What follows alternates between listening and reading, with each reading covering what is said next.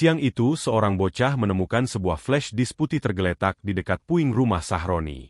Benda kecil yang ternyata menyimpan kebenaran lebih besar dari kekacauan yang melahirkannya. Sejak saat itu, hidupku bukan lagi soal benar atau salah, tapi soal bertahan dari sesuatu yang tak kasat mata namun mematikan. Pernah gak sih kamu mikir kenapa hal ini bisa terjadi? Hari ini kita bakal bongkar fakta-fakta yang mungkin bakal bikin kamu mikir dua kali. Dan yang terakhir dijamin bakal bikin kamu tercengang. Apa jadinya kalau sesuatu yang kamu anggap biasa ternyata punya sisi gelap yang mengejutkan? Hari ini kita akan bahas topik yang jarang diangkat tapi penting banget untuk diketahui. Sebelum kita mulai, dukung channel ini dengan tekan like, tulis pendapatmu di komentar, dan jangan lupa subscribe agar kamu gak ketinggalan konten informatif lainnya. Yuk, kita mulai. Seorang bocah masih ingat betul bau asap hari itu. Tebal, hitam, dan mengandung rasa besi di ujung lidah. Bukan asap dapur atau ban terbakar biasa. Ini asap dari kekacauan yang dirancang, atau mungkin dibiarkan tumbuh seperti benalu. Kota ini tidak meledak karena kemarahan mendadak. Ia menyala perlahan seperti api kecil di ujung sumbu bom Molotov. Nama seorang bocah tidak penting dan mungkin sudah tak ada lagi di KTP Manaon. Tapi seorang bocah akan ceritakan semuanya dari awal. Ini bukan pembelaan, bukan pula permintaan. Maaf, ini cuma pengeseoran ocehan dari seseorang yang ikut masuk ke rumah Sahroni di tengah kerusuhan dan keluar hanya membawa satu benda kecil berwarna putih flash disk. Benda sialan itu yang mengubah semuanya. Hari itu seorang bocah tidak punya niat untuk jadi pahlawan. Seorang bocah juga bukan penjahat besar. Seorang bocah cuma pengangguran, hidup dari kopi sachet dan rokok batangan. Bekas mahasiswa yang dikeluarkan dari kampus karena melawan dosen yang jual nilai. Setelah itu seorang bocah hilang dalam lautan manusia yang tak peduli. Jadi ketika demo besar pecah di pusat kota, seorang bocah ikut bukan karena ideologi, tapi karena ingin merasa jadi bagian dari sesuatu.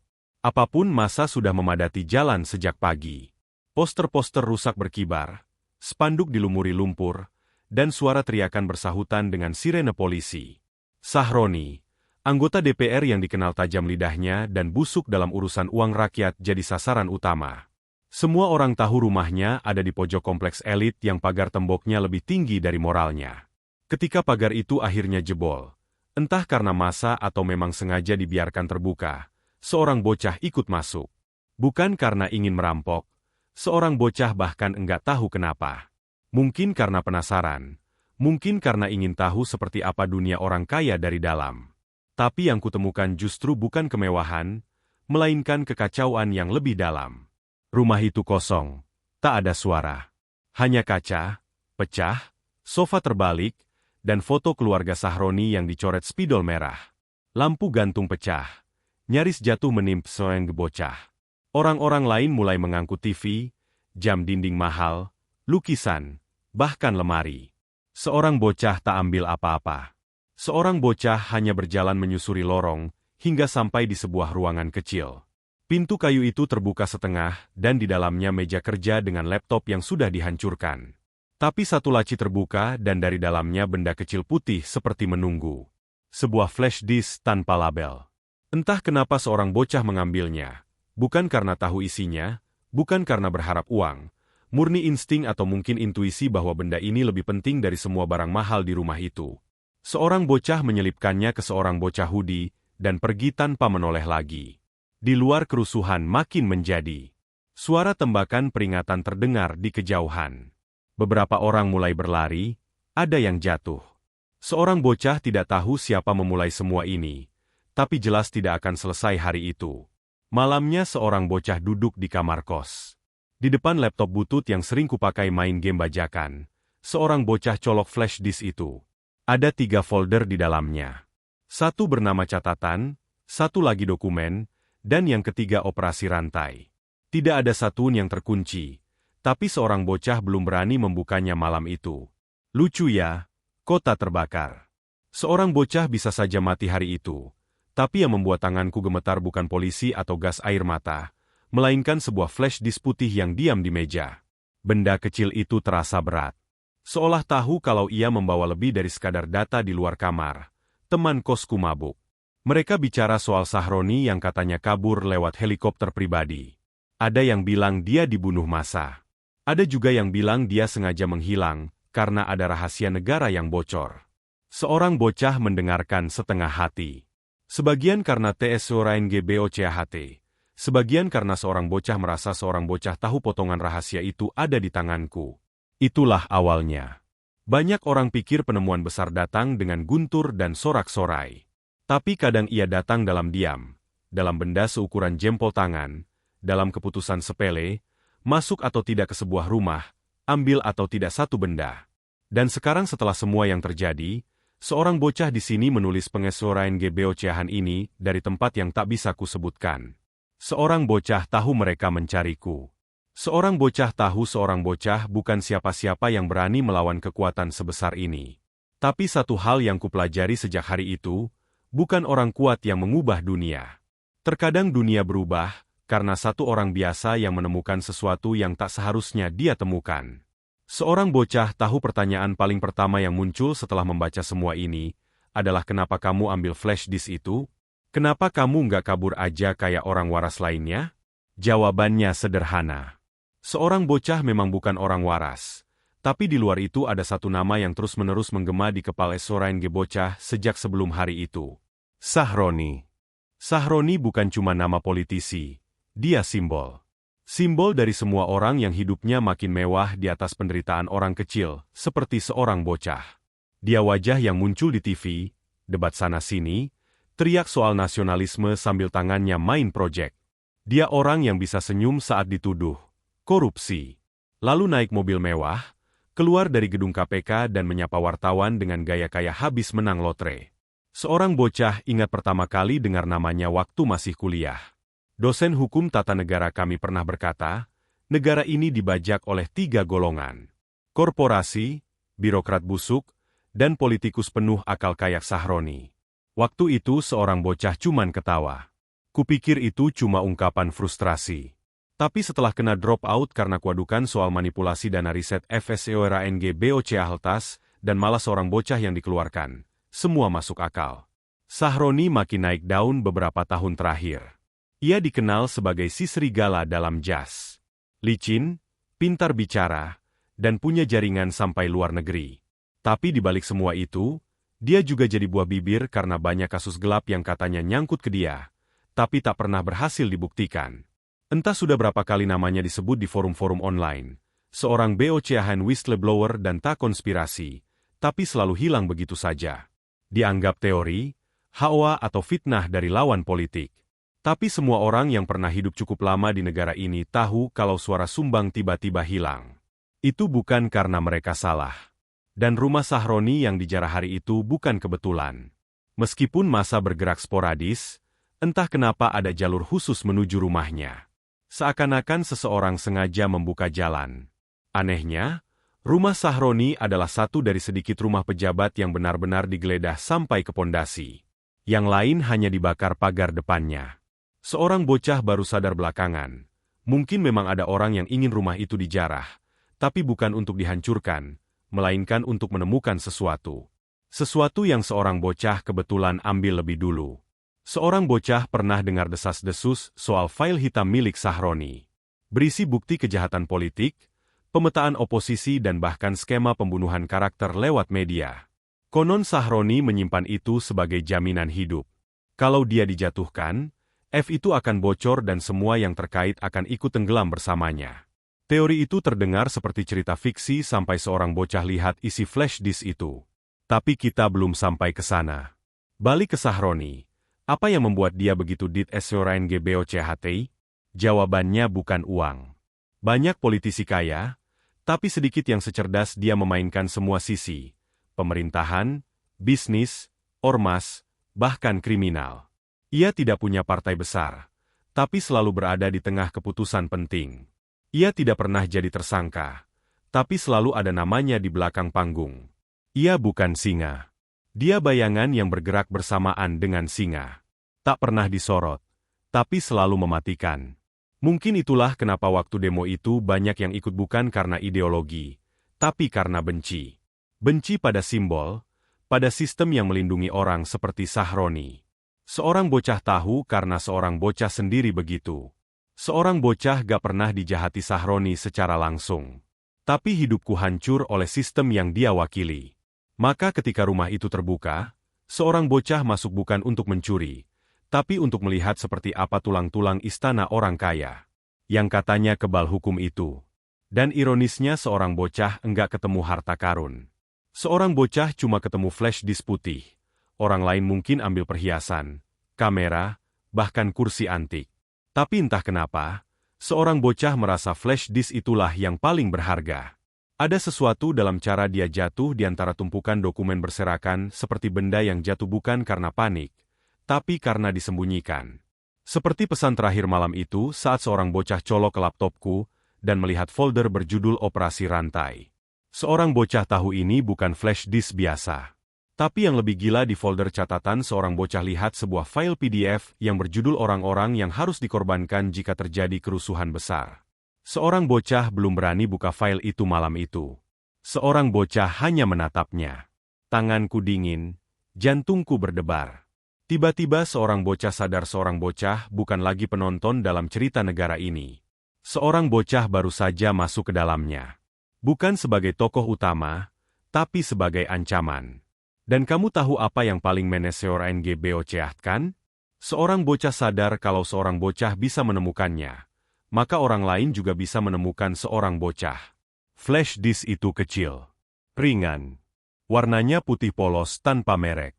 Tapi di tanganku malam itu dia seperti bom waktu. Semakin lama ku genggam, semakin keras detaknya terasa di kepala. Seorang bocah duduk diam di depan laptop, hanya menatap layar, 3 folder, 3 kata, catatan, dokumen, operasi rantai. Entah kenapa seorang bocah malah seorang NGBOCH membukanya. Seorang bocah bukan anak baru di dunia komputer. Seorang bocah dulu kuliah teknik informatika sebelum dikeluarkan. Seorang bocah paham file bisa dipalsukan, dimanipulasi, direkayasa. Tapi entah mengapa dari cara folder-folder itu tersusun dari tanggal modifikasi sampai nama-nama file yang acak tapi sistematis. Seorang bocah tahu ini bukan iseng, ini data mentah. Asli belum disusun untuk konsumsi publik. Dan justru karena itu lebih berbahaya.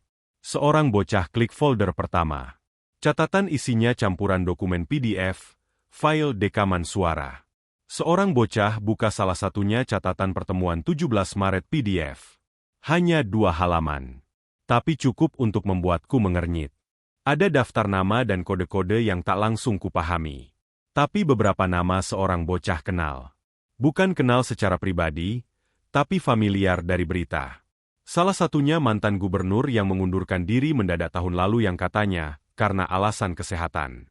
Tapi di dokumen itu, di samping namanya tertulis satu catatan kecil sudah disingkirkan. Tidak aman jika tetap dibiarkan beroperasi di lapangan. Seorang bocah telan ludah. Klik file lain. Memo SR, langkah darurat pegal. Isinya lebih menyeramkan. Paragraf-paragraf penuh perintah tidak langsung. Semacam panduan untuk pengalihan isu, pengaturan narasi, dan yang paling mengganggu jika situasi memuncak, aktifkan protokol rantai. Eliminasi 3 kunci oposisi. Gunakan framing chaos. Protokol rantai sama seperti nama folder ketiga. Seorang bocah belum berani buka folder itu malam itu. Sialnya seorang bocah malah membuka folder kedua. Dokumen dan di sanalah seorang bocah melihatnya foto-foto. Ratusan. Beberapa sudah kuklik. Yang lain hanya kulihat dari thumbnail. Ada satu foto yang langsung menempel di kepala. Seorang pria muda terikat di kursi dengan wajah bengkak dan darah di leher bajunya. Di pojok kanan foto tanggal dan waktu 16/1/2024 Neo 2 Tulp. Foto lain memperlihatkan selembar kertas dengan tanda tangan. Seorang bocah Zoom. Surat persetujuan impor bahan bakar dengan harga markup 2 kali lipat dari standar. Nama Sahroni tercetak jelas sebagai salah satu pengesah tidak langsung. Di bawahnya nama dari perusahaan luar negeri yang sering disebut di berita korupsi, tapi selalu lolos dari jerat hukum. Seorang bocah mundur dari layar. Napasku pendek, tanganku gemetar. Kupikir, oke, ini gila. Seorang bocah harus lapor seseorang. Tapi siapa? Polisi? Hah? Mereka pasti bagian dari ini. Media bisa jadi. Tapi bagaimana kalau mereka dibayar juga? Jurnalis independen. Seorang bocah enggak kenal siapa-siapa. Saat itu juga seorang bocah sadar seorang bocah sendirian. Benar-benar sendirian dengan benda yang bisa menjatuhkan entah berapa banyak orang berkuasa. Dan parahnya seorang bocah belum tahu seberapa dalam lubang ini. Jadi seorang bocah backup semua file. Seorang bocah masuk ke warnet jam dini hari. Beli seorang bocah. Unggah semua isi flash disk ke seorang BOCHN cloud anonim buatan sendiri, lengkap dengan enkripsi 2 lapis. Seorang bocah bahkan buat skrip otomatis. Kalau seorang bocah tidak login dalam 72 jam, file akan dikirim ke 50. Alamat email acak dari daftar kontak Lameseo NG Bocah. Beberapa teman, beberapa dosen, bahkan satu mantan pacar yang mungkin sudah lupa seorang bocah pernah ada. Seorang bocah paranoid mungkin. Tapi dalam situasi kayak gini, paranoid bukan kelemahan. Itu naluri bertahan hidup. Setelah selesai backup, seorang bocah kembali ke COS. Tapi saat sampai di depan pintu kamarku, seorang bocah berhenti. Lampu kamar padam. Padahal sebelum seorang bocah pergi, seorang bocah yakin seorang bocah menyalakannya. Kamar itu hanya ditinggali seorang bocah sendiri, dan jendela kecil di pojok ruangan terbuka. Ada yang sudah kesini. Seorang bocah mundur perlahan tidak masuk. Malam itu seorang bocah tidur di masjid dekat pasar. Di pojok ruang wudhu dengan hoodie menutupi wajah, dan tas kecil berisi laptop dan flash diskku pegang rati dada. Seorang bocah tidak tahu siapa yang mencariku. Tapi satu hal pasti mereka tahu sesuatu hilang dari rumah Sahroni, dan mereka akan terus mencari sampai ketemu. Pernah dengar suara langkah kaki yang tidak terdengar? Tapi kamu tahu mereka ada? Itu yang kurasakan sejak malam seorang bocah meninggalkan kamar kos. Ada tatapan di balik kaca helm motor yang terlalu lama mengarah pedestrian NG Bocah saat menyeberang. Ada suara pintu kamar di lorong sebelah yang menutup 1 detik setelah seorang bocah lewat. Ada seorang BOCHN Instagram baru yang follow tanpa foto profil. Hanya 1 pengikut. Dan tak lama setelah itu muncul DM. Berapa harga nyawamu, kawan? Awalnya kupikir itu lelucon. Tapi setelah seorang bocah membuka notifikasi itu, seorang BOCHN langsung hilang. Dan entah kenapa detak jantungku seperti dipencet dari luar. Malam setelah seorang bocah menginap di masjid, seorang bocah kembali ke kos pagi-pagi. Tak ada barang hilang, tapi laci tempat seorang bocah menyimpan kabel charger sedikit bergeser. Laptopku tetap ada, tapi posisinya tidak seperti biasanya. Seorang bocah bukan orang rapi. Tapi seorang bocah tahu betul kebiasaan tanganku sendiri. Dan ini bukan ulahku. Seorang bocah tanya ke penjaga kos. Katanya tak ada yang masuk dan dia juga nggak lihat gerak-gerik aneh. Tapi tatapan matanya menghindar. Seorang bocah tahu dia bohong. Entah karena TSORNG BOCHT dibayar atau mungkin ikut main. Siang itu juga seorang bocah cabut. Kosongkan kamar. Tinggalkan sebagian pakaian dan barang yang bisa dilacak. Seorang bocah cuma bawa 1 backpack berisi laptop, flash disk, 2 celana ganti, dan powerbank. Sisanya kutinggalkan seolah seorang bocah pindah ke dunia lain. Seorang bocah menginap di hotel murahan di belakang terminal, bayar cash tanpa KTP, colok laptop, nyalakan hotspot 1 jam, lalu matikan. Setiap login ke cloud, seorang bocah pakai VPN berbeda. Seorang bocah bahkan ganti SIM card tiap 2 hari. Tapi tetap saja rasa diawasi itu tidak hilang. Mereka tidak kelihatan, tapi mereka ada. 3 hari setelah seorang bocah kabur dari kos, seorang bocah menerima email dari seorang BOCHN tak dikenal. Subjeknya hanya ayo bicara sebelum semuanya terlambat. Isinya singkat. Kamu tidak akan bisa melawan mereka sendiri, tapi mungkin kamu bisa memilih siapa yang lebih berbahaya. Jika kamu mau diskusi, datang ke warung kopi Damar pukul 1630. Meja pojok.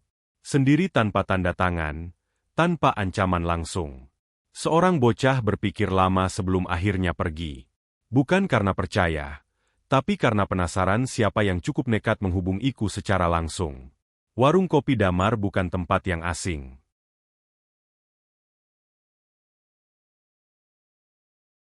Seorang bocah pernah nongkrong di sana waktu masih kuliah. Tempat itu sepi sekarang. Orang-orang TSORNG BOCHT berkumpul sejak rusuhan itu. Beberapa tempat malah digeledah aparat hanya karena ada diskusi terlalu keras. Pukul 16.30 seorang bocah duduk di meja pojok. 2 menit kemudian dia datang. Pria berjaket kain kasar. Umur mungkin sekitar 40. Wajahnya biasa saja. Terlalu biasa. Seperti orang yang bisa kau temui di mana saja, tapi tidak akan kau ingat. Itulah yang membuatku langsung curiga. Dia duduk tanpa permisi, letakkan 2 gelas kopi hitam di atas meja. Seorang bocah enggak rekam. Katanya membuka pembicaraan. Tapi kamu boleh rekam kalau mau. Siapa kamu? Tani SONG bocah datar. Ada di tengah. Jawabnya pendek. Bukan musuhmu, tapi juga bukan teman. Kopi itu mengepul, tapi tak satu pun dari kami menyentuhnya. Seorang bocah tahu kamu yang ambil flash disk itu, dan seorang bocah tahu kamu udah buka sebagian isinya. Seorang bocah diam, tak mengangguk, tak membantah, hanya menatap dia lebih tajam. Kalau kamu pikir itu cuma data mentah, kamu salah besar. Lanjutnya, flash disk itu bukan cuma penyimpanan, itu alat komunikasi. Enkripsi di dalamnya bukan cuma untuk menyembunyikan file, tapi juga untuk mengaktifkan protokol darurat. Protokol rantai. Seorang bocah akhirnya bicara. Dia tersenyum tipis. Ya, dan kamu hampir menyalakannya. Apa yang terjadi kalau aktif? Seorang bocah. Dia tidak langsung menjawab, hanya menatapku lama sebelum berkata pelan. Kalau protokol rantai aktif sepenuhnya, maka akan terjadi gelombang kaos lanjutan, pembunuhan tokoh-tokoh kunci, penonaktifan sistem komunikasi, bahkan kemungkinan pembubaran parlemen itu bukan teori, itu desain. Seorang bocah menelan ludah perlahan dan semua itu bisa aktif cuman karena seorang bocah buka flash disk itu. Kalau kamu membuka file tertentu ya dan kamu hampir sampai ke sana. Seorang bocah menggenggam lututku di bawah meja. Kenapa kamu kasih tahu seorang bocah? Kalau kamu dari mereka, harusnya kamu sudah hilangkan seorang bocah dari awal. Dia menghela napas. Seorang bocah sudah lihat terlalu banyak orang mati dalam permainan ini, tapi kamu bukan bagian dari mereka. Kamu cuma orang biasa yang tersesat di peta raksasa. Lalu dia mencondongkan tubuhnya. Dengar baik-baik. Mereka belum tahu seberapa banyak kamu lihat. Tapi begitu kamu salah langkah, mereka akan tahu. Dan begitu mono itu terjadi, dan kamu bukan buruan lagi. Kamu target prioritas. Dia bangkit. Kalau kamu masih ingin hidup, jangan buka folder terakhir itu. Sebelum pergi, dia sisipkan satu catatan kecil di bawah cangkir kopinya. Tertulis, yang paling berbahaya bukan mereka yang muncul di layar, tapi mereka yang tahu kapan harus menghilang dari layar. Dan sejak hari itu, seorang bocah tidak pernah menatap folder operasi rantai dengan cara yang sama lagi. Seorang bocah menunggu 3 hari sebelum akhirnya membuka folder itu. 3 hari penuh keringat dingin, paranoia, dan ket eseora NGBOCahtan yang menempel seperti bau asap di baju lama. Setiap kali seorang bocah menyalakan laptop, kursor selalu berhenti di folder ketiga itu, operasi rantai. Tapi jariku tak pernah sanggup mengkliknya. Bahkan setelah semua yang ku ketahui sebelumnya, folder ini terasa lain. Seperti pintu ke ruangan yang tak bisa kau kunci lagi setelah dibuka. Tapi rasa penasaran adalah iblis dan seorang bocah sudah terlalu jauh untuk mundur. Malam itu seorang bocah duduk di sebuah kamar losmen tua di pinggiran kota. Sinyal jelek, listrik sering mati, tapi aman sementara. Seorang bocah menyalakan laptop dengan VPN aktif dan WeTether dari HP burner. Kutup semua tirai, kupadamkan lampu dan akhirnya klik folder operasi rantai terbuka. Hanya satu file di dalamnya, satu video. Formatnya DMMP4 ukurannya 5 tons 12 NB, namanya OP Rantai Final VG. MPF video itu berdurasi 6 menit 44 detik. Tak ada pengantar, tak ada suara musik atau intro, hanya rekaman. Pertemuan di sebuah ruangan gelap diambil dari sudut atas. Kemungkinan kamera tersembunyi. Ada 5 orang duduk melingkar di balik meja. Semuanya memakai masker setengah wajah seperti topeng opera. Satu orang berdiri di tengah ruangan. Tidak bermasker. Seorang bocah langsung mengenalinya. Sahroni. Tubuhnya tegap. Jaket kulit hitam dan suaranya dingin. Jika tingkat resistensi mencapai di atas 45%, kita lanjutkan ke fase kedua. Kunci utama adalah pembentukan opini bahwa ini semua kaos organik. Setelah itu kita turunkan tokoh-tokoh yang tidak kooperatif. Seseorang dari meja melirik berkas di depannya.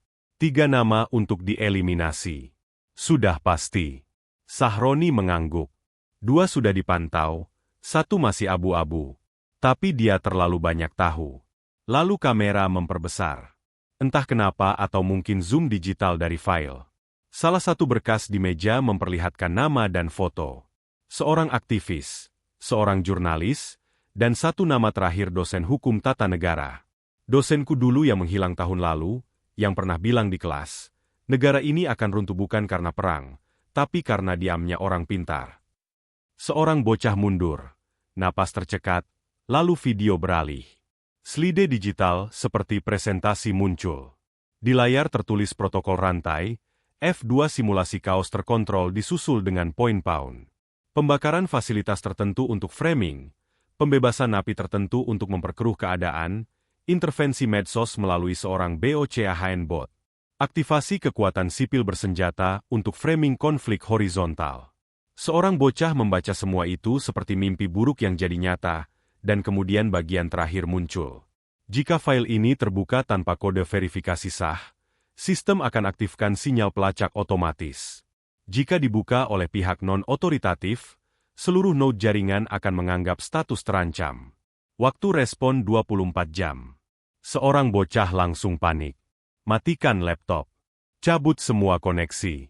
Kubungkus flash disk pakai foil aluminium dan lembaran magnet dari kulkas trik lama untuk mengacaukan sinyal refit. Tapi apakah itu cukup? Entahlah, yang ku tahu hanya satu. Seorang bocah baru saja mengaktifkan sesuatu. Sesuatu yang seharusnya tidak kusentuh. Pagi berikutnya seorang bocah tak bisa tenang. Jalanan terasa kosong atau mungkin pikiranku yang terlalu penuh. Seorang bocah lihat mobil hitam parkir terlalu lama di seberang. Di minimarket, 2 orang pakai kacamata hitam masuk setelah seorang bocah. Mungkin cuma paranoia, tapi seorang bocah percaya naluriku lebih dari mata sorenge bocah sekarang. Seorang bocah hubungi kembali pria misterius dari warung kopi. Tak ada balasan, email terenkripsi yang kupakai untuk kontak dengan jurnalis-jurnalis alternatif mati. Semua orang menghilang seperti ditelan bayangan seorang bocah sendirian lagi. Tapi kali ini lebih sunyi dari sebelumnya. Malamnya seorang bocah menerima SMS dari nomor tak dikenal. Hanya 1 kalimat. Kami tahu kamu sudah melihatnya. Waktu berjalan, seorang bocah mulai mencatat semuanya. Apa yang kulihat, siapa yang kusebut, langkah-langkah mereka. Bukan hanya untuk diriku, tapi untuk orang lain. Kalau seorang bocah hilang, biar catatan ini jadi bukti. Biar dunia tahu kekacauan ini bukan datang dari rakyat, bukan dari aktivis, bukan dari mahasiswa, tapi dari meja-meja gelap yang membicarakan nyawa manusia. Seperti angka statistik. Operasi rantai bukan hanya rencana. Itu mesin penghancur yang sedang hidup. Dan tanpa sengaja seorang bocah menyentuh tombolnya. Seorang bocah tidak tahu apa yang akan terjadi selanjutnya. Tapi seorang bocah tahu satu hal. Mereka akan datang. Dan seorang bocah harus lebih dulu menyebarkan kebenaran ini sebelum seorang bocah menghilang juga. Kamu tahu perasaan ketika sedang menuruni tangga dan tiba-tiba langkahmu meleset 1 tingkat. Itu seorang bocah. Tapi bukan 1 tingkat. Seorang bocah seperti jatuh dari lantai paling atas tanpa pegangan, tanpa jeda. Sejak ku tonton video itu, hidupku bukan lagi soal lari dari kejaran. Ini soal hitungan waktu. Seorang bocah tahu dalam 24 jam sejak file itu terbuka, sistem mereka menganggapku sebagai ancaman aktif. Dan kalau mereka benar-benar sekuat yang kuda, maka seorang bocah sekarang bukan buronan kecil. Seorang bocah target likuidasi kata dibunuh memang tidak tertulis di video itu. Tapi seorang bocah cukup paham cara kerja dunia yang bergerak dalam bayang-bayang. Mereka tak membunuh orang. Mereka menghilangkan bukti. Dan saat seorang bocah membuka file itu, seorang bocah resmi berubah dari kebetulan menjadi bukti. Pukul 2 pagi seorang bocah pindah lagi. Kamar losman yang kupakai tadi malam mulai ramai dengan orang-orang asing pagi ini. Dan salah satunya tanya ke resepsionis pakai nama samaranku yang hanya kupakai untuk pesan kamar itu. Gal. Seorang bocah naik bus ke kota sebelah duduk paling belakang. Tas di pangkuan topi turun menutupi mata. Dalam perjalanan itu, HP burnerku berdering. Nomor tak dikenal. Seorang bocah diamkan. Tapi dering itu terus muncul 5 kali. Dan di detik ke-6 pesan masuk, kami tidak ingin membunuhmu. Kami hanya ingin benda itu kembali. Dunia akan lebih tenang jika kamu memilih selamat. Bertukar dan selesai. Awalnya seorang bocah pikir itu jebakan, tapi mereka kirim foto. Foto-foto adik perempuanku lagi duduk di kantin kampusnya. Di bawahnya kalimat dingin. Dia tidak tahu apa-apa. Kamu yang bawa dia masuk ke urusan ini. Tangan dan kepala seorang bocah seperti tak sinkron lagi. Jantungku tak berdetak normal. Seorang bocah bukan pahlawan. Seorang bocah bukan whistleblower idealis yang siap mati demi kebenaran. Seorang bocah cuma orang biasa yang terjebak terlalu dalam. Dan sekarang keluarga seorang bocah ikut terlibat. Sesuatu harus seorang bocahan. Jam sore seorang bocah buat seorang bocahan email sekali pakai. Kukirim pesan balasan. Beri lokasi dan jaminan. Flash disk akan diserahkan jika tidak ada yang terluka. Mereka jawab dalam 5 menit. Temui orang kami di Pelabuhan Lama. Gudang nomor 14. Sendirian. Tidak bawa apapun selain flash disk. Jangan coba-coba. Pukul malam seorang bocah berdiri di depan gudang. Hujan gerimis turun. Gelap dan sepi. Di tanganku flash disk putih yang telah menghantuiku selama lebih dari seminggu. Flash disk itu seperti kunci. Bisa membuka pintu kebenaran atau peti matiku sendiri. Pintu gudang terbuka. Seseorang berdiri di dalam. Sama seperti pria di warung kopi. Wajah biasa terlalu biasa. Ada di tanganmu, tanyanya tanpa basa-basi. Seorang bocah angguk. Dia keluarkan HP menunjukkan video adikku lagi makan malam. Dijaga 2 pria. Dia akan pulang begitu kamu serahkan, dan kamu bisa hidup dengan tenang lagi. Seorang bocah menggenggam flash disk itu erat. Lalu seorang bocah berkata pelan, ada satu syarat lagi. Seorang bocah ingin kamu dengarkan. Dia mengernyit. Apa? Seorang bocah tarik napas dalam. Flash disk ini tidak penting lagi. Semua filenya sudah kunggah ke 5 tempat berbeda, dan satu dari mereka dijadwalkan menyebarkan data secara publik jika seorang bocah tidak login dalam 18 jam ke depan. Matanya berubah. Ia mulai gelisah. Seorang bocah bukan orang pintar. Tapi seorang bocah tahu satu hal.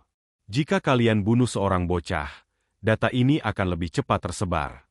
Dia diam sejenak. Mungkin menimbang apakah seorang bocah bohong atau tidak. Lalu dia bicara pelan. Serius? Hampir seperti ancaman. Kamu pikir kamu menang ya? Seorang bocah balas tatapannya. Tidak. Seorang bocah cuman pikir kalau seorang bocah kalah seorang bocah, akan pastikan kalian juga tidak tenang. Akhirnya seorang bocah menyerahkan flash disk itu. Tangannya langsung menyambut seperti menampung anak emas. Dia angguk lalu bicara ke ponsel. Selesaikan. Seorang bocah panik. Apa maksudnya? Dia senyum tipis.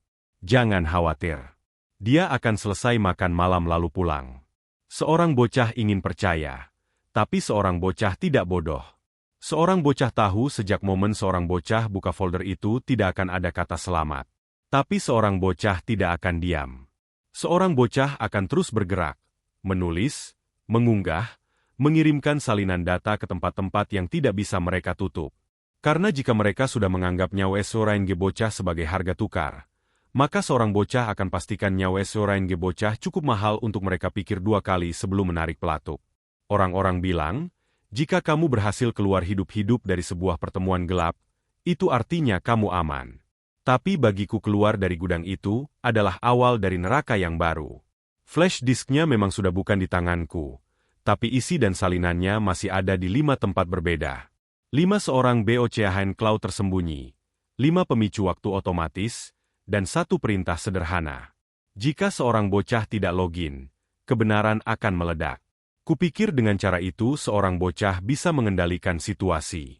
Memberi tekanan balik. Menunjukkan bahwa seorang bocah bukan korban pasif, tapi seorang bocah salah. Mereka bukan seorang bocah kebenaran bocor. Mereka hanya tidak ingin momen bocornya ada di luar kendali mereka, dan mereka memutuskan untuk mempercepat semuanya. 2 hari setelah tukar tambah nyawa itu, semua mulai berubah. Awalnya pelan. Satu berita kecil muncul di media alternatif. Bocoran dokumen, dugaan operasi rantai di balik kerusuhan ibu kota. Tak ada yang memuatnya di media besar. Tak ada yang berani membagikan secara terbuka. Tapi seorang bocah tahu itu salinan dari file yang seorang bocah unggah. Seseorang entah siapa sudah menyentuh salah satu bakupku dan mengirimkan keluar. Seorang bocah tak tahu harus lega atau seorang GBOCAE. Karena hanya dalam 12 jam berita itu menghilang, websitenya diretas. Seorang BOCA-nya hilang dan jurnalis yang menulisnya satu nama yang kukenal menghilang tanpa jejak. Lalu muncul berita pengalihan, ledakan gudang gas, puluhan tewas, diduga akibat kelalaian pekerja. Kasus besar korupsi air, fokus baru pemerintah. Taktik klasik, kaos dikaburkan dengan kaos. Tapi malam itu seseorang menghubungiku lewat protokol pesan transkripsi yang hanya kubagikan ke satu orang. Pak Raka dosenku dulu yang kusebut dalam video di flash disk itu yang kukira sudah mati. Pesannya singkat. Kau sudah terlalu jauh tapi sekarang terlalu penting untuk mundur. Kita akan buka semua mata. Jangan login seorang BOCHN utama selama 48 jam. Biarkan mereka panik. Hatiku hampir berhenti. Pak Raka hidup seorang bocah balas. Bagaimana seorang bocah tahu ini benar-benar Anda? Ia jawab satu kalimat yang hanya kami berdua tahu artinya. Apa warna jendela ruang 402? Seorang bocah senyum. Jendela di ruang kuliah kami dulunya dibungkus plastik hitam karena pecah. Dan seorang bocah pernah bercanda bilang itu jendela masa depan yang suram. Pak Raka balas waktu itu. Bukan suram, hanya ditutupi kebenaran. Seorang bocah tahu ini dia. 2 hari berikutnya seperti mimpi buruk yang indah. Media alternatif kecil yang dulu dianggap pengganggu tiba-tiba serempak memuat file-file bocoran, slide operasi rantai, foto-foto penyiksaan, memo internal. Beberapa jurnalis, akademisi, bahkan mantan pejabat ikut menyuarakan. Mereka bilang, kami sudah tahu lama, tapi kami tunggu saat yang tepat. Dan saat itu akhirnya datang. Seorang bocah hanya menonton dari pinggiran seperti bom yang kubuat sendiri, tapi meledak di tangan orang lain. Dan dunia mulai melihat. Tapi kamu tahu apa yang paling mengejutkan? Bukan kebocoran datanya, bukan kemunculan para whistleblower, tapi diamnya Sahroni. Dia tak muncul di media, tak ada klarifikasi, tak ada bantahan, bahkan seorang BOCAHN medsosnya lenyap total. Seseorang seperti dia yang biasanya paling vokal tiba-tiba hilang, sampai akhirnya muncul satu video. Direkam dari kamera CCTV bocor entah dari mana. Sahroni duduk di sebuah meja panjang. Wajahnya pucat didampingi 2 orang asing bersetelan jas. Dan dalam rekaman itu terdengar suara seseorang berkata, sudah waktunya kamu jadi korban berikutnya. Rantai ini harus terus bergerak, dan dalam hitungan detik video terhenti. Banyak yang bilang itu rekayasa. Banyak pula yang percaya Sahroni sudah disingkirkan oleh sistem yang dia bangun sendiri. Setelah itu media mulai ramai.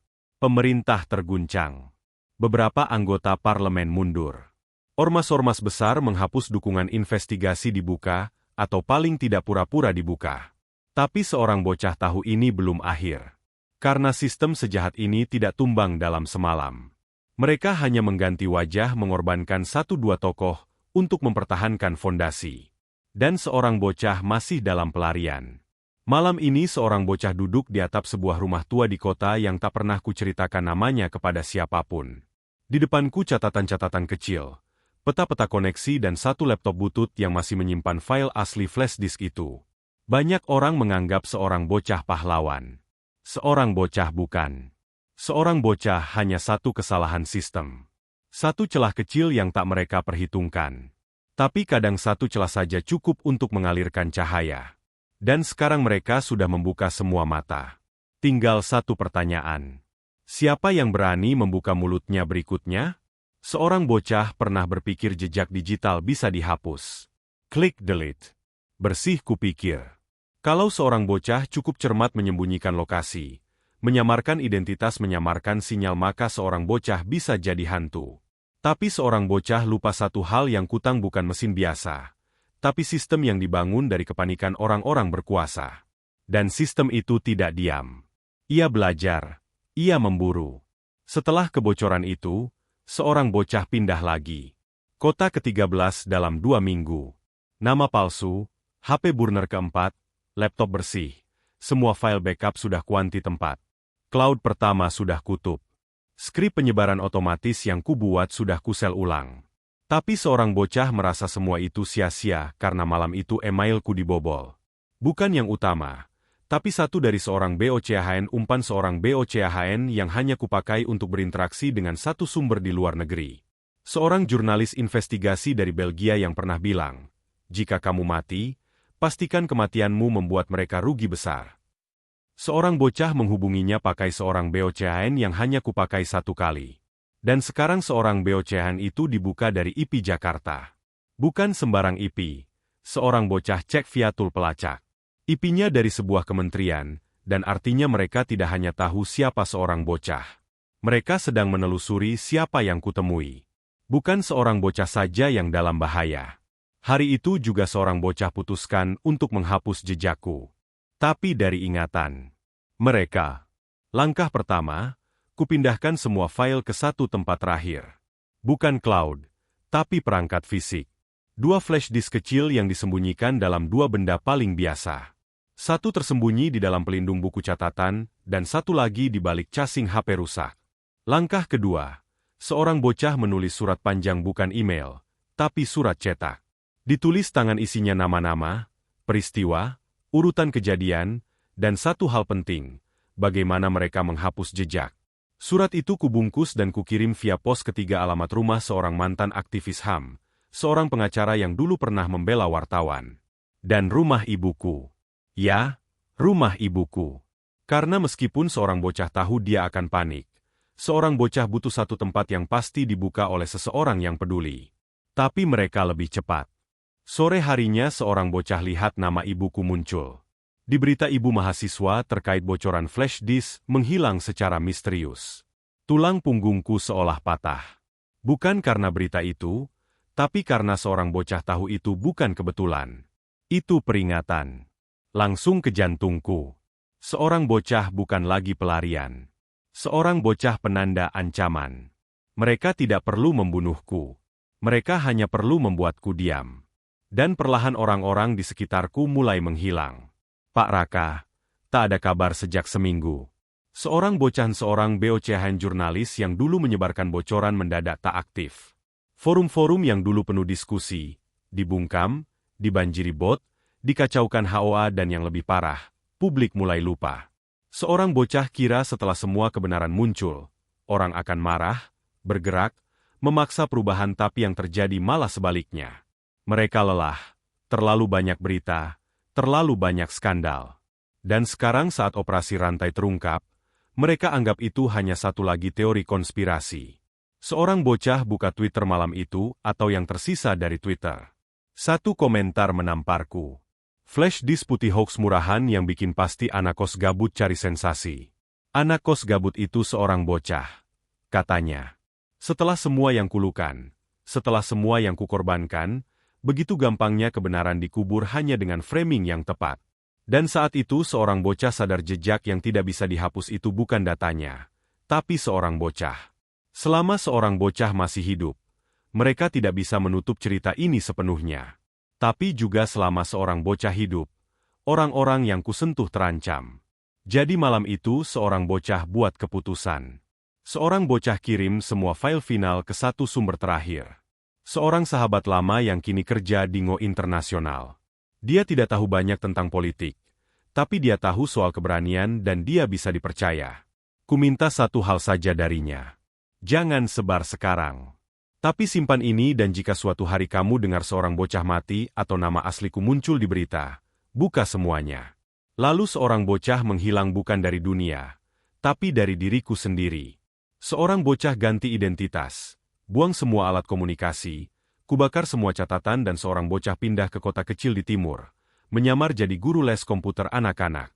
Orang-orang hanya kenal seorang bocah sebagai Kak Roni. Lucu ya?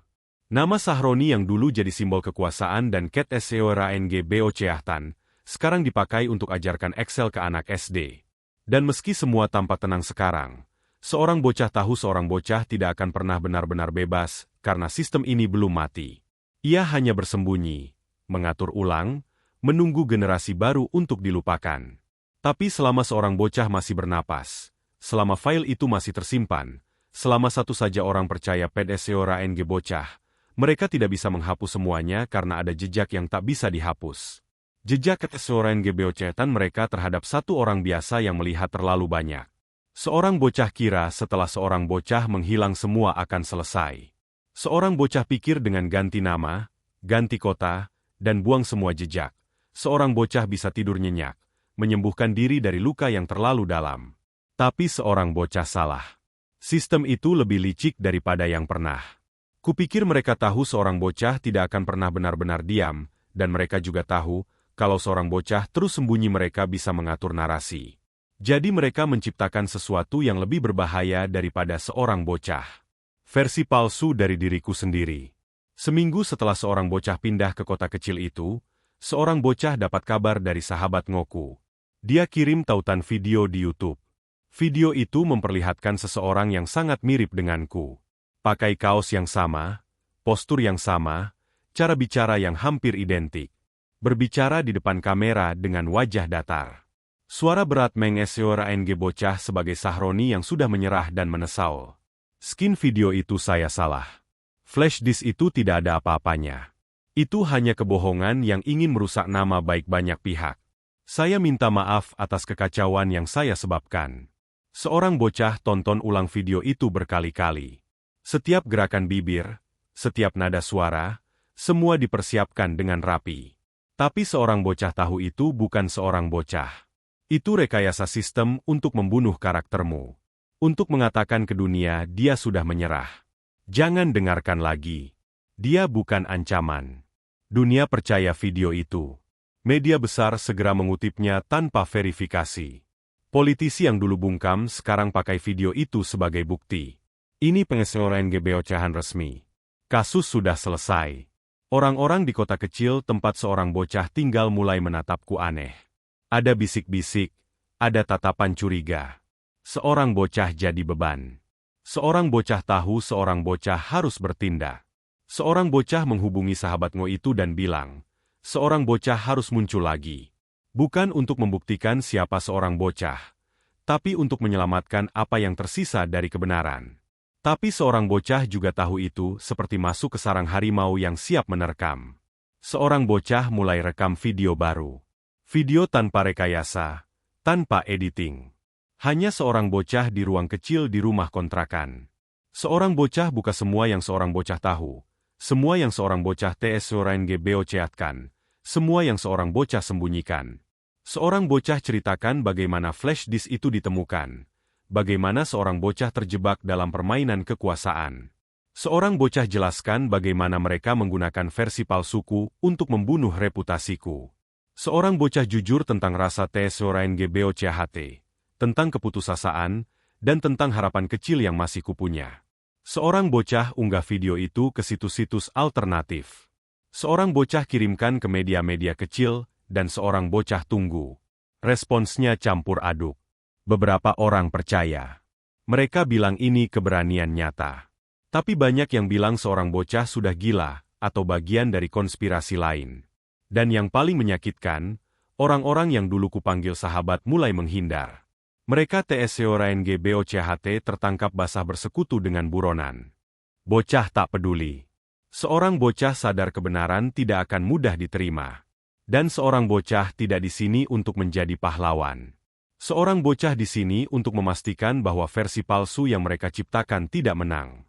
Malam itu seorang bocah terima pesan baru. Kami tahu di mana kamu. Seorang bocah sudah menduga ini akan datang. Tapi kali ini pesan itu berbeda. Ada tawaran. Jika kamu menyerah dan bekerja sama, kamu dan keluargamu bisa aman. Kami bisa hapus semua jejak dan memberi kehidupan baru. Seorang bocah tertawa getir. Aman di dunia kalian. Aman itu hanya kata kunci untuk penjara. Seorang bocah balas. Kebenaran ini bukan milik saya sendiri. Ini milik banyak orang. Jika seorang bocah menyerah, berarti seorang bocah mengkhianati mereka semua yang berjuang. Sistem memang pintar. Mereka tidak pernah hanya menggunakan kekuatan kasar. Mereka juga gunakan tipu daya, jebakan moral, dan rasa sakit. Tapi seorang bocah juga manusia. Kadang seorang bocah bertanya, apakah semua ini sepadan? Apakah keberanian dan pengorbanan ini akan membuahkan hasil atau seorang bocah hanya pion kecil yang terus dimainkan? Namun, seorang bocah masih ingat alasan awal seorang bocah membuka flash disk itu. Bukan karena ingin jadi pahlawan, bukan karena ingin jadi korban, tapi karena seorang bocah tidak tahan melihat ketidakadilan. Dan meskipun sistem sudah berusaha menghapusku, meskipun mereka sudah menciptakan bayangan palsuku, seorang bocah tahu satu hal pasti. Seorang bocah tidak akan membiarkan mereka membohongi dunia begitu saja. Ini mungkin adalah pengeseoran GBOCahan terakhirku. Seorang bocah tidak tahu apa yang akan terjadi setelah ini. Apakah seorang bocah akan tetap hidup, atau apakah semua ini akan berakhir dengan keheningan yang dipaksakan? Tapi seorang bocah harus bicara tanpa bayang-bayang lagi, tanpa sandiwara, tanpa versi palsu. Semua yang kutulkan selama ini bukan hanya soal flash disk putih itu. Bukan hanya soal data yang kubocorkan. Tapi soal sebuah sistem yang menjebak banyak orang dalam permainan yang mereka sendiri tak bisa kendalikan. Seorang bocah pernah jadi pion. Seorang bocah pernah jadi korban. Seorang bocah bahkan pernah jadi dalang tanpa sadar. Tapi seorang bocah juga manusia yang sadar bahwa kebenaran harus ditemukan. Dan seorang bocah sudah terjebak terlalu lama dalam labirin ini. Setelah kemunculanku di video terakhir, setelah seorang bocah menolak tawaran damai mereka, seorang bocah hidup dalam bayang-bayang. Kemanapun seorang bocah pergi, selalu ada rasa TSORN GBOCHT bukan hanya untuk diriku sendiri, tapi untuk orang-orang yang pernah kukasihi. Ibuku yang hilang itu misalnya, seorang bocah tidak pernah tahu pasti apa yang terjadi padanya. Tapi seorang bocah percaya dia masih ada di suatu tempat, dan suatu hari seorang bocah akan menemukan dia kembali. Pak Raka, sahabatku yang dulu memberi petunjuk dan dukungan juga menghilang.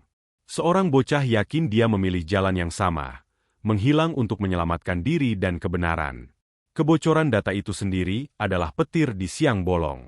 Ia mengungkap wajah-wajah gelap yang selama ini bersembunyi di balik topeng. Operasi rantai, nama kode yang mereka gunakan bukan hanya tentang demo dan penjarahan. Ia lebih dalam, lebih berbahaya berkaitan dengan kekuasaan, uang, dan rasa TSCORANGBOCAHT yang mereka ciptakan agar tetap berkuasa. Namun, kebenaran itu tidak bisa berhenti di sini. Hari ini seorang bocah ingin bicara jujur tentang diriku, tentang kenapa seorang bocah GBOCahkan semua ini. Seorang bocah bukan pahlawan. Seorang bocah bukan pemberani. Seorang bocah hanya orang biasa yang terjebak dalam pusaran besar yang tidak bisa dia hindari. Ketika seorang bocah menemukan flash disk itu di tengah kekacauan demo, seorang bocah tidak tahu apa isinya. Seorang bocah hanya tahu seorang bocah tidak bisa diam. Seorang bocah merasa kalau seorang bocah biarkan saja kebenaran akan terkubur. Dan seorang bocah tidak mau menjadi bagian dari kebohongan itu. Proses membocorkan data itu bukan mudah. Setiap langkah penuh risiko. Setiap detik seorang bocah was-was di mata-matai dan seorang bocah kehilangan banyak hal karenanya. Persahabatan, kepercayaan, rasa aman, bahkan diriku sendiri. Seorang bocah hampir kehilangan akal sehatku. Tapi seorang bocah tahu kebenaran itu seperti api. Kalau kau rawat dengan hati, ia akan menyala dan memberi terang. Kalau kau biarkan padam, ia akan hilang dalam gelap. Dalam perjalanan ini, seorang bocah juga belajar satu hal. Kebenaran bukan hanya soal fakta yang terbuka, tapi juga soal keberanian untuk mengseoranggbocahai kesalahan, keberanian untuk bertanggung jawab atas apa yang sudah terjadi. Seorang bocah telah membuat banyak kesalahan. Mungkin ada yang bilang seorang bocah terlalu naif. Mungkin ada yang bilang seorang bocah terlalu cepat percaya. Tapi seorang bocah tidak akan menyesal. Sekarang seorang bocah berdiri di persimpangan jalan. Seorang bocah bisa terus bersembunyi. Seorang bocah bisa memilih melupakan semua ini dan menjalani hidup yang tenang. Atau seorang bocah bisa berdiri dan menghadapi semuanya. Seorang bocah memilih untuk menghadapi. Bukan karena seorang bocah yakin akan menang, tapi karena seorang bocah tahu kalau seorang bocah tidak melesorain GBOCahkannya. Siapa lagi? Seorang bocah tahu risiko yang menunggu. Seorang bocah tahu harga yang harus kubayar. Tapi seorang bocah juga tahu ini bukan hanya soal seorang bocah. Ini soal mereka yang tidak bisa berbicara. mereka yang terperangkap dalam sistem gelap ini. Malam ini seorang bocah mengunggah semua yang tersisa dari flash itu ke internet, ke media sosial, ke jaringan-jaringan bawah tanah yang masih percaya pada kebenaran. Seorang bocah ingin dunia tahu. Seorang bocah ingin mereka tidak lupa. Seorang bocah ingin mereka terus bertanya. Siapa Sahroni sebenarnya? Apa yang sebenarnya terjadi di balik demo dan kerusuhan itu? Siapa yang diuntungkan dan siapa yang benar-benar menjadi korban? Ini bukan akhir cerita. Ini hanya awal dari sebuah pertempuran baru. Pertempuran antara kebenaran dan kebohongan. Antara keberanian dan ket seorang dan seorang bocah walau hanya seorang manusia biasa akan terus melawan selama seorang bocah bisa. Karena dalam dunia yang penuh kebohongan ini, satu kebenaran sekecil apapun adalah senjata paling kuat. Seorang bocah tidak tahu apakah seorang bocah akan bertahan lama setelah ini. Tapi seorang bocah yakin ada orang-orang yang akan melanjutkan perjuangan ini. Mereka yang tidak seorang membuka mata dan hati. Mereka yang akan membuka tabir gelap yang selama ini menutupi banyak kebenaran. Jadi inilah seorang bocah Sahroni dalam pengeseoran terakhir ini. Tidak sempurna, tidak tanpa dosa, tapi penuh tekad. Terima kasih telah mendengarkan dan jika kau membaca ini, seorang bocah berharap kau juga berani mencari kebenaran. Karena di dunia yang penuh kepalsuan ini, hanya dengan keberanian untuk dan memperjuangkan kebenaran kita bisa berubah. Yeah.